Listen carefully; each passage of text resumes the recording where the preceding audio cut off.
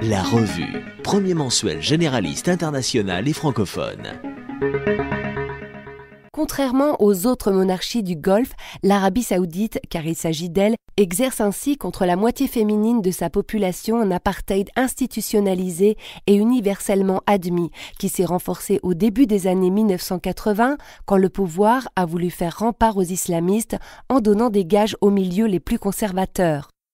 En vertu d'édits religieux, qui ne figurent nullement dans le Coran, le régime les empêche de déjeuner seuls au restaurant et leur impose de sortir dans la rue voilée de la tête aux pieds, accompagnés par un tuteur, le mahram, qui marche devant elles et veille à ce qu'elles n'adressent pas la parole à un homme qui ne serait pas de leur famille, leur père, leur mari ou leur frère. La Revue. C'est donc la preuve que la recommandation de bien traiter les esclaves et les exhortations à les affranchir que l'on trouve ici ou là dans le livre saint sont une étape vers l'abolition de cette pratique.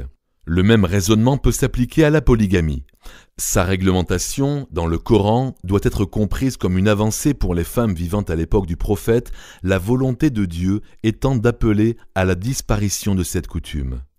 Aujourd'hui, donc, la vraie question ne devrait pas être de savoir si telle ou telle disposition de la législation islamique doit être appliquée. Le débat devrait porter sur la nature même de cette loi. Aux yeux des islamistes et autres traditionalistes, elle est d'essence divine et a donc un caractère sacré. Pleine vie, nouvelles envies.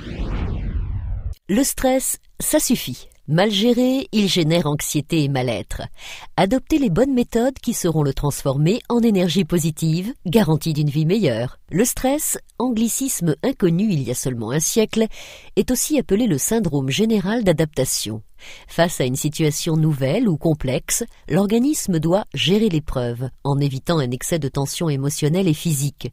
Si cette mission est accomplie avec succès, cela signifie que vous avez su mobiliser vos ressources sans souffrance excessive, voire avec plaisir. C'est le stress positif, appelé aussi eustress, source de créativité et de confiance en soi. Pleine vie. Entre-temps, des cascades de la Dige aux ruelles de Bolzano, Bozen, ce Tyrol des origines a été fourgué à l'Italie pour avoir trahi l'Autriche en 1914. Mussolini y interdit les noms allemands, les traduit et les dilue dans l'afflux de familles italiques. Les germanophones n'en ont que mieux nourri leur nostalgie de l'autre versant du Brenner. Au XVe siècle, les princes ont passé ce large col, s'installant à Innsbruck, sous les 2657 tuiles dorées du Goldenes Darl, le petit toit d'or. Le palais est devenu l'emblème de la ville. Et Innsbruck conserve aussi le tremplin et les tribunes des Jeux olympiques.